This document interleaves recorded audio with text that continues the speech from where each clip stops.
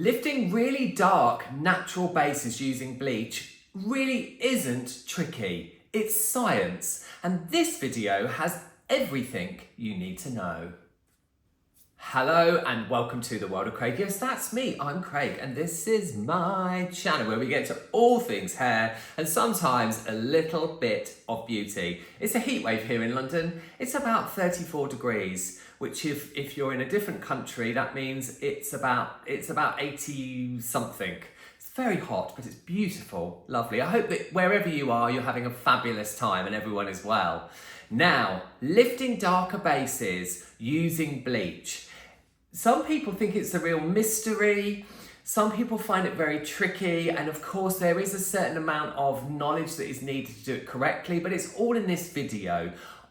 You can already find everything you need to know to do this here on my channel, but I thought I would put everything into one video that's titled, how to lift very dark natural bases so that people could find it very easily. And there is a tutorial of the gorgeous Zoe from a while back. I will also caveat the whole premise of this video saying that if you are really dark naturally, should you want to be the lightest level 10 blonde? Probably not. I would probably advise against it, which is why there isn't a ton of content here on my channel that is like, how to go from this to this, because it's not for everybody and it does take a lot of skill. Would I suggest you attempt it at home? Not really, no. And I know that we're living in a time where money is tight and that people DIY, and I am completely fine with that. In fact, I champion it. But from very dark to very light is very tricky to do.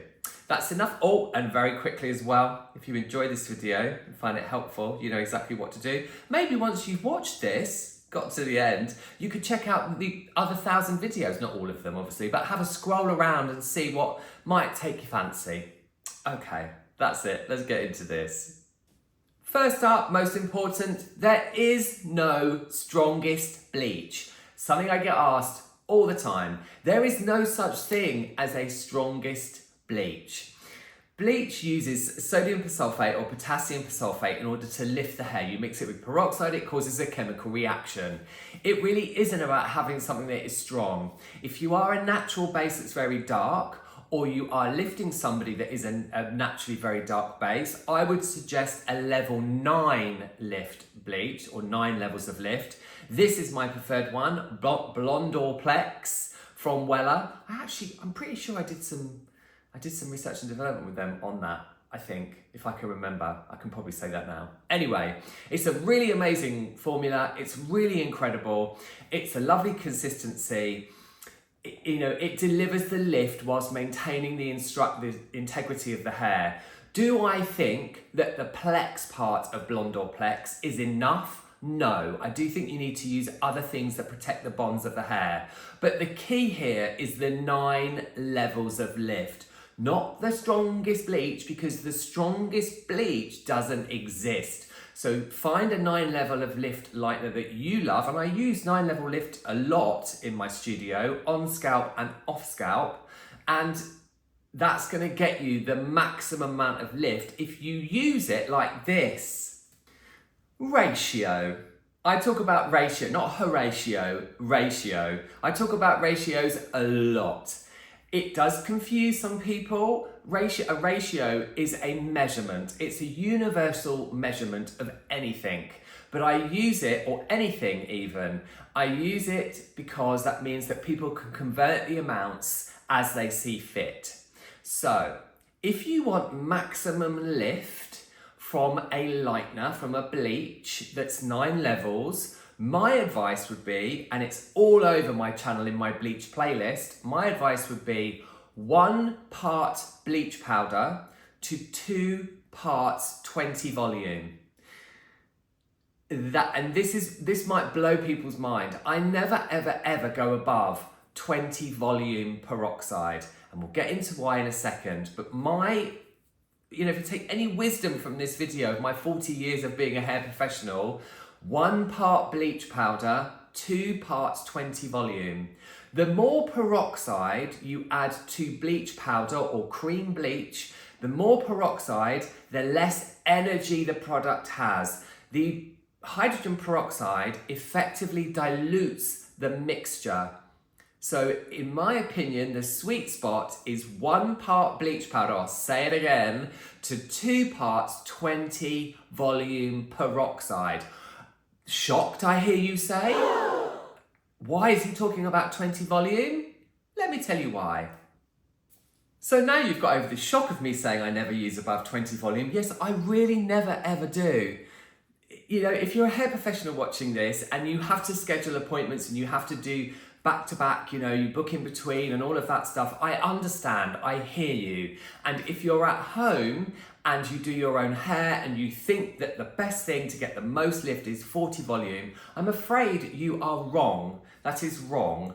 It is science, okay? If you want to use 40 volume, go for it. But I would never ever put it, I don't even have it in my studio.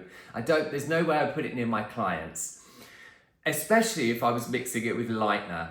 Now, 20 volume peroxide will give you the same lift as 40 volume peroxide. It just takes longer. Guidelines on lighteners, on any packet of lightener, bleach, will tell you that 45 to 50 minutes is the max. That is the product company, the brand, protecting themselves from liability. But basically you can always process for longer. Of course, there are things like the hair's integrity. There are things like the integrity of the scalp, how strong the hair is naturally, all of what it's had done to it previously, all of those things. But I very rarely process any scalp lightener for less than an hour, sometimes up to an hour and 40 minutes. When I bleach my own hair, it's on my hair for about an hour and 50 with 20 volume at a 1 to 2 mix. It's not about, and if you want an in-depth video about peroxide strength, get very emotional because it's so important. There are videos that go through different peroxide levels and why I would never, you know, in depth, and why I would never use over 20, but you just don't need to. So it's the same as not having the strongest bleach. You don't need the most energy from anything above 20 to get really light results. It's about time. Then it's about application, something that people might not think makes any difference at all, but my goodness me, does it. You need to apply enough bleach so that it looks like cake frosting. Yes, like cake frosting, like really, really thick, loads of product. And you need to mix the product up intermittently throughout your application. One big bowl of puffy bleach is no good to anybody after about 20 minutes, half an hour. It rapidly decreases the amount of energy. And if you are utilizing what I've said to you earlier, that 1 to 2 ratio with 20 volume, it needs to be fresh in order to get the lift. Huge game changer. I have helped many, many hair professionals in classes that I have taken over the years on behalf of brands, and they always come back to me and say, wow, the fresh lightener mixed up intermittently throughout the application process and applying lots of product. You do not want to be able to see the hair through the bleach, makes all the difference. Just to add to that in my excitement, in my professional opinion, there's a lot of controversy as to where this is where you're supposed to start and how you're supposed to apply. But my personal preference is I start at the back of the head and I split the head into 4 quadrants, but I don't put any lightener on the front first at all. I just start at the crown and I do these 2 quadrants first. And then once they're all on, obviously I'll mix up fresh here, then I come to the front, I mix up fresh, and then the very hairline I always do last. I know some people do it the other way around, and that's fine if that works for you, but that is not the way that I do it. Then it's all about incubation. You know, if you're doing the lightener for the first time, then it would be mids and ends would be the first place you would apply, leaving out about 1/2 inch for the root. Once the ends had lifted up as light as you wanted them, the mid-lengths and the ends, then you would go in and apply the root. But if you're doing if you're doing a retouch, if you're doing a retouch application, Then I would apply the lightener in the quadrants, and then I would cover very loosely with plastic cap, or you could very loosely put foil over the top of that, and then a plastic cap, cling wrap. I've got a shower cap that I use sometimes in the studio in order to utilize body heat. Yes, the heat from our bodies. It's the most incredible way in order to get lightener to lift. You never, ever, ever, ever use an outside heat source like a hairdryer or infrared lights or one of those climbers on things that spins round in a salon. Never, because it destroys the hair, because it makes the chemical reaction be much fiercer, much quicker, that energy release, and that will destroy the internal structure of the hair over time. Might be all right the first time, might not, but then over time the hair will just become degraded, lose its integrity, and could snap. So, you know, it really, application makes all the difference. So to conclude, think of global bleaching as an equation. It's really simple. It's ratio plus volume plus application plus incubation plus time. It's really simple. If you think of it like that and watch the other videos that go into all of those elements in depth here on my channel, you can't go wrong. It's a process using science. Just to reiterate again, in my opinion, if you are a level 2 and you want to be a level 10 icy white blonde, if someone came to me for a consultation in my studio and said that's what they wanted, I would probably say that's not really the best thing.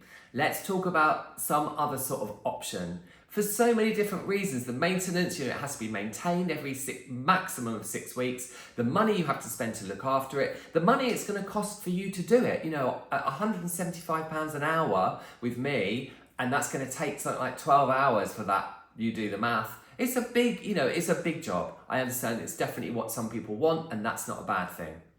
So there you go. Have you personally, do you bleach your own hair? And, this video has been helpful. Are you a hair professional? And this has given you some confidence to perhaps go in and do some global bleaching. Maybe not on a level 2, but has it given you the confidence? I would love to know in the comments. And do you have, if you're a DIY or hair pro, some top tips on global bleaching that you love and use and get great results? Please let me know. That would be fantastic. We're at the end of the video. If you are here at the end of the video, a huge thank you for watching. You all take lots of care, and I'll see you all in the next one.